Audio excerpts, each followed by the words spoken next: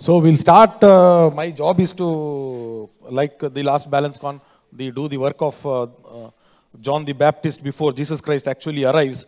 Okay, so before all the other faculty come and introduce the more advanced topics, I will just introduce the beginning concept so that everything else will fall in place.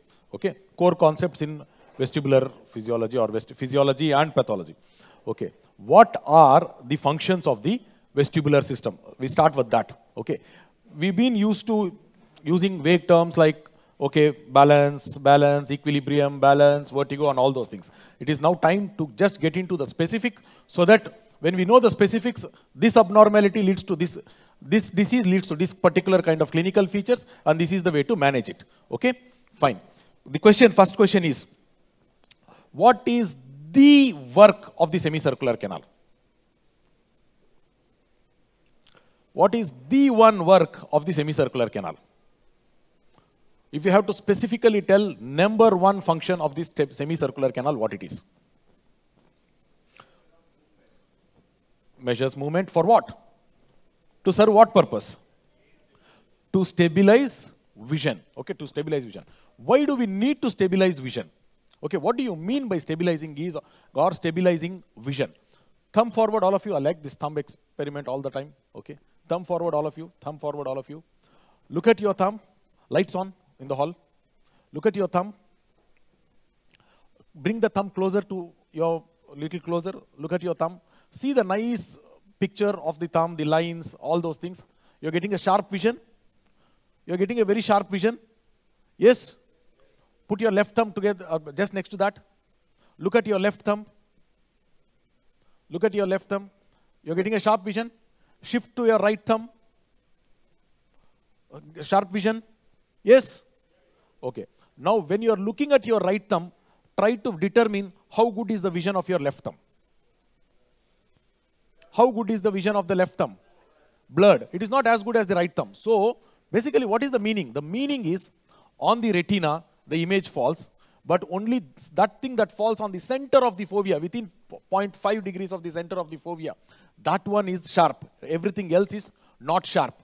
If an object of interest has to be sharply focused and clearly seen, the eye should remain on the object of interest irrespective of our head perturbations, which keep happening. Okay. So, if the semicircular canal has to detect head movement, it is to make sure that when my head moves right, the eye, it is to give the information to the eye to move by the same amount of degrees to the left, so that the eye remains fixed. Okay, this is the function of the semicircular canal. So if somebody asks what is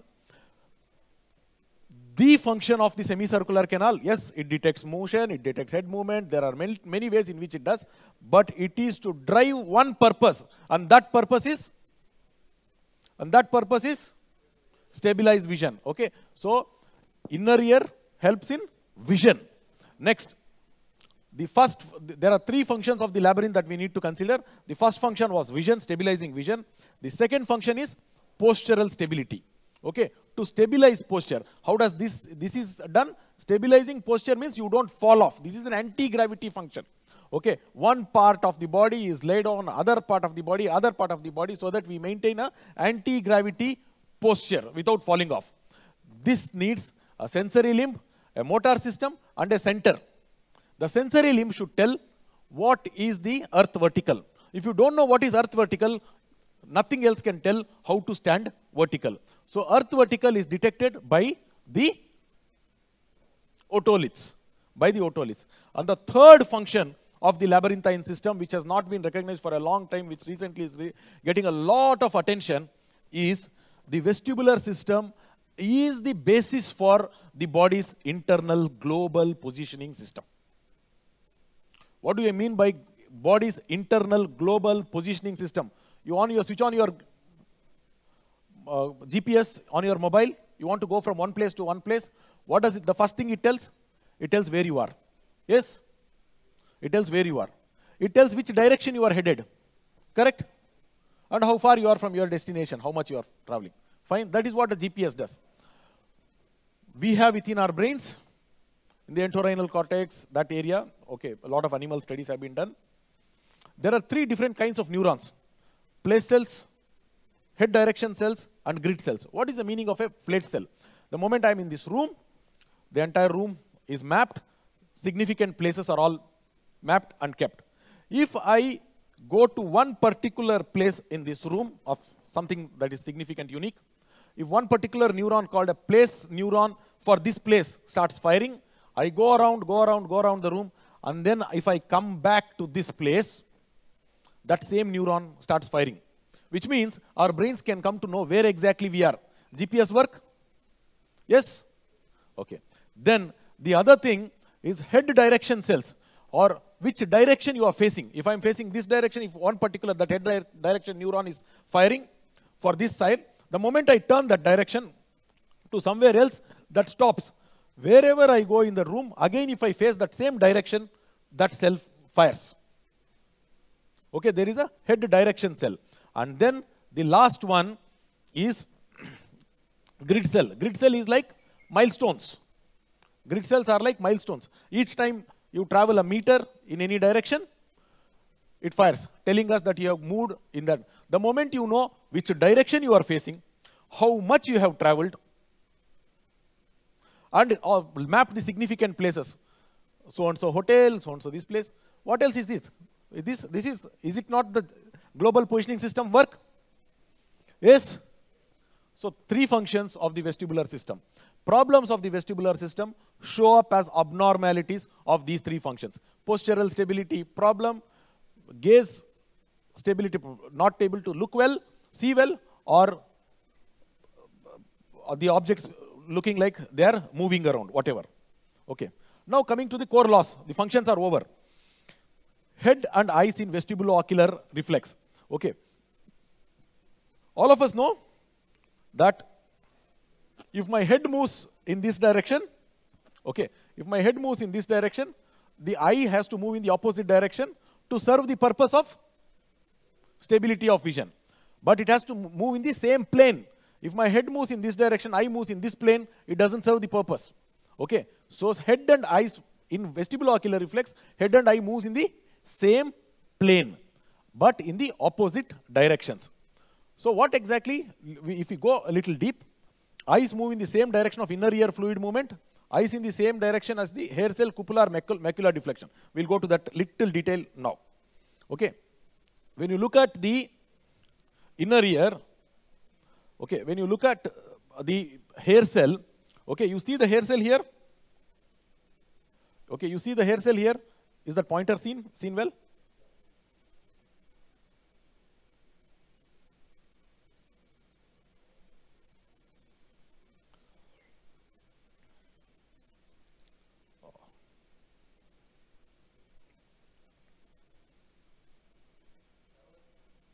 Arrow was fine. Yeah.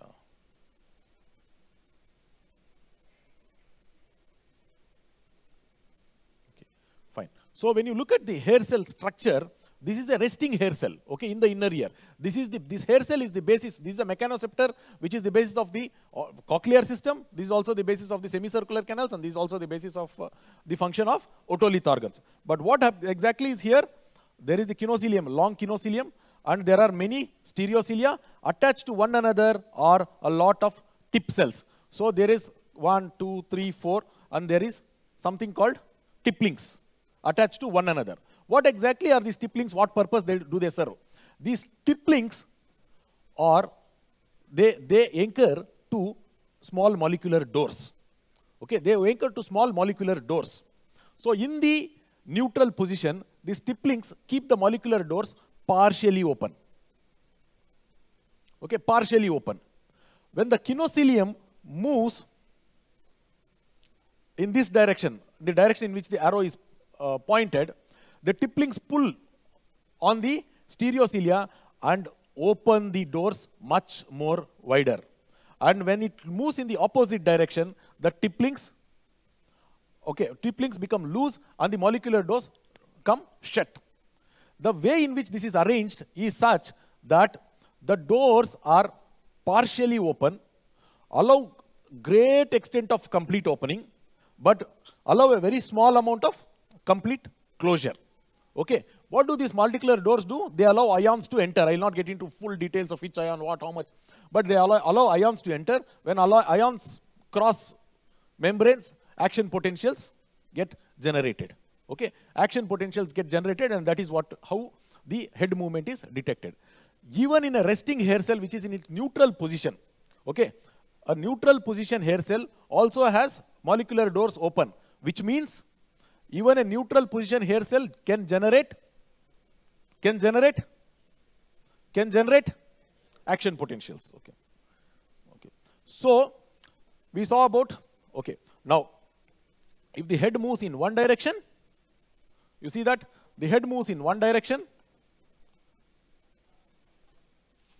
The head moves in one direction. The inner ear fluids move in the opposite direction. The inner ear moves in the opposite direction. Head moves in one direction. Eyes move in the opposite direction. The inner ear fluid moves. You are all with me? Okay. So if the head moves in one direction, the fluid actually lags behind, but looks like it moves in the opposite direction. Correct? Is it not the same direction in which the eye moves? So inner ear fluid movement direction and eye movement direction, is it not the same? Yes? Okay. The cupola also gets deflected. The cupola deflection side direction and the eye movement direction, is it not the same? Yes?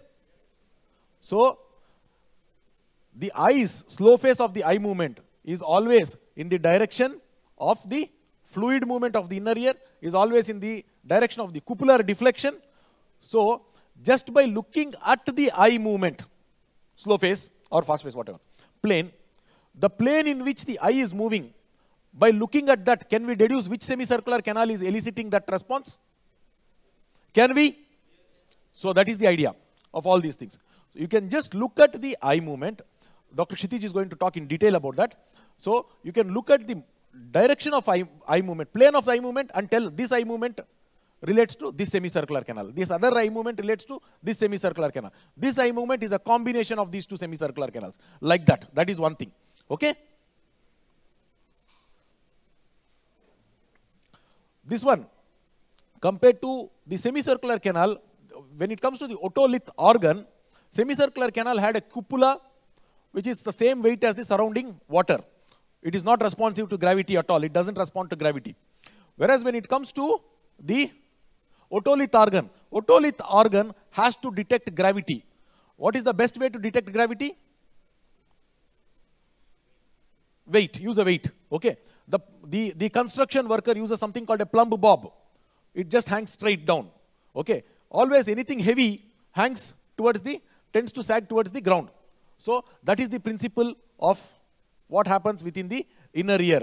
Whether God created, whether it is in evolution, whatever it is, this is an intelligent mechanism where we use something heavy to find out the line of gravity. So in the inner ear, in the otolith organs, we have something heavy lying on top of these hair cells. Okay. This helps in the further discussions just to know what is the direction of orientation of the utricle and the direction of orientation of the saccule. Hand forward like this. What is the orientation? This responds to utricle or saccule? This plane corresponds to utricle or saccule? Utricle. This plane? Saccule. So this is it. Horizontally oriented is utricle, vertically oriented is saccule. So something that is vertically oriented with something heavy in it, if it goes up, there is a relative movement. Yes? If it comes down, there is a relative movement. Yes? If it goes up, forward, there is a relative movement. If it comes backward, there is a relative movement. But if it just moves like this, there is no relative movement.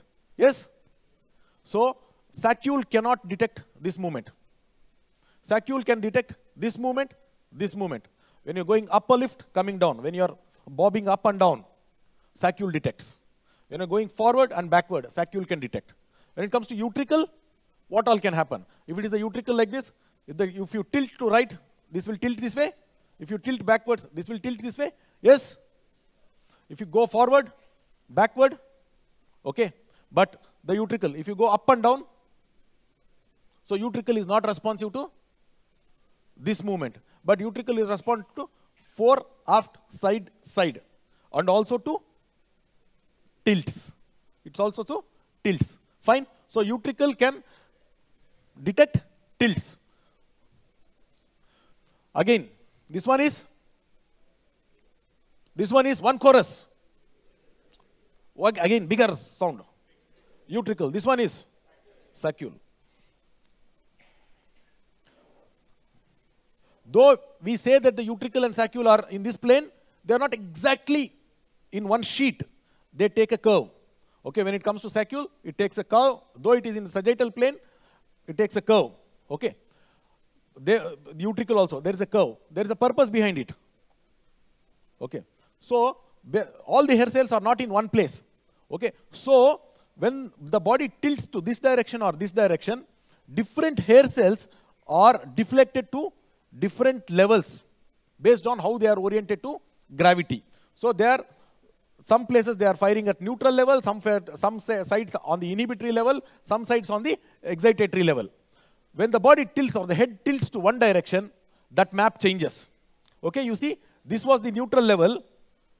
When I tilt, this becomes the neutral level, somewhere at around 30. What was there? So what was previously neutral level becomes the inhibited level. Okay?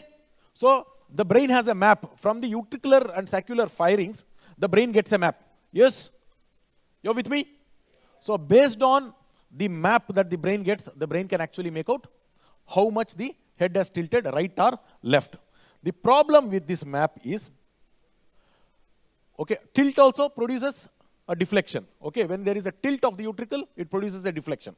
When there is a translation, there also there is a deflection. So you see in this image, the previous image was about a tilt.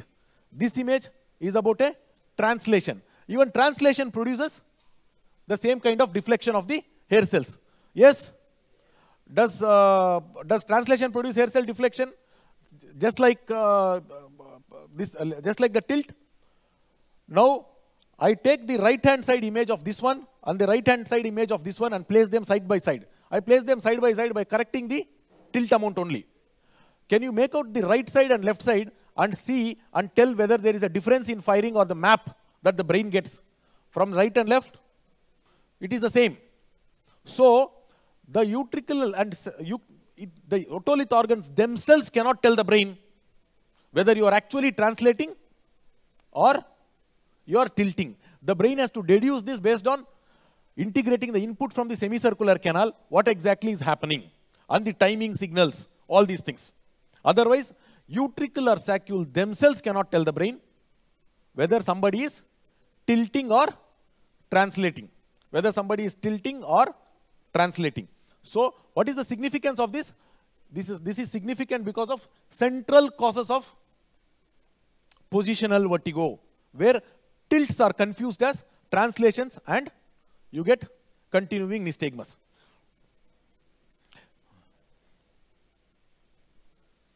Next concept.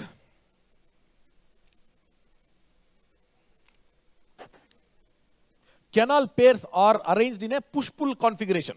Okay, so right horizontal, left horizontal. They are arranged in a push-pull configuration. Both of them are firing even at neutral position. Rightward head movements increases the firing rate of the right side. We saw that in the beginning, and decreases the firing rate on the left side. But though they are arranged in a push-pull configuration, we all know each semicircular canal in its own can detect head movements in both directions. Okay? Is that right? We know that this one,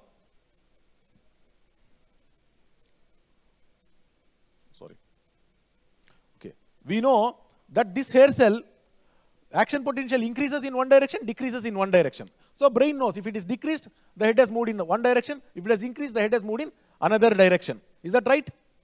But the doors are partially open, more towards the closure side.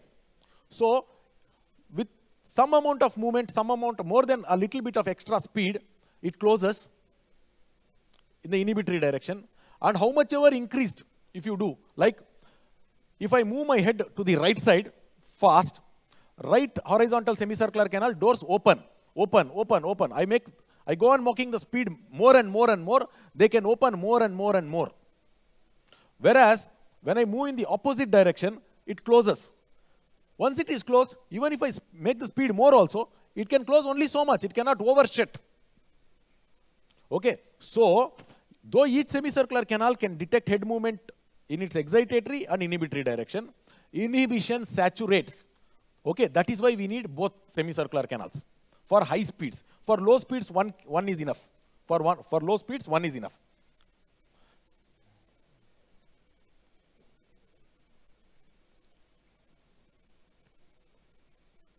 Then, for all the purposes that we go on for in the discussion, we need to know some more concepts. The semicircular canal pairs, right horizontal and left horizontal is a horizontal pair. Okay, complementary pairs. So one gets inhibited, other gets stimulated for that particular plane. So all of you stretch your hands forwards. This one, this is the plane of orientation of which canals? This one. See, this one is horizontal canals. This one is, or whatever, in this plane. Which canals? Anterior canals. And this plane? Posterior canals. So, this and this are complementary pairs. This is called left anterior, this is right posterior. Left anterior, right posterior. What is it called? LARP. And this is called RALP, horizontal. 3 pairs of semicircular canals. As the integration happens into the brainstem and higher levels, this gets converted into other 3 planes. What are those? This plane is called? This plane is called pitch plane. This plane is called yaw plane. And this plane is called roll plane. Tell with me loudly. LARP, LARP. This one. RALP. All of you, chorus. RALP. Horizontal. Okay. This is semicircular canal. Okay. This one. Yaw. Loudly. This one. Yeah. This one. Pitch. This one. Roll. Loud. So now tell me, what is this? Pitch. This one. This one. This one. Now. This one.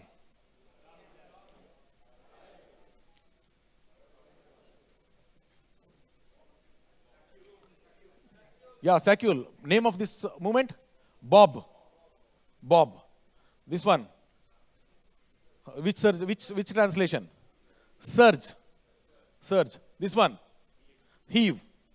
Okay. So, bob, surge, and heave. Okay. Learned a lot in 20 minutes. Last slide. Okay. About something about cerebellum. This is again important. You look at the cerebellum there. Okay. You see there is the midline cerebellum. There is the lateral hemisphere. And when you turn over and look from the side of from the front, the cerebellum, then we have the flocculonodular lobe. Correct? We have the flocculonodular lobe. This cerebellar cortex has its corresponding deep cerebellar nuclei. Correct? For the hemisphere, the deep cerebellar nucleus is the dentate nucleus, right?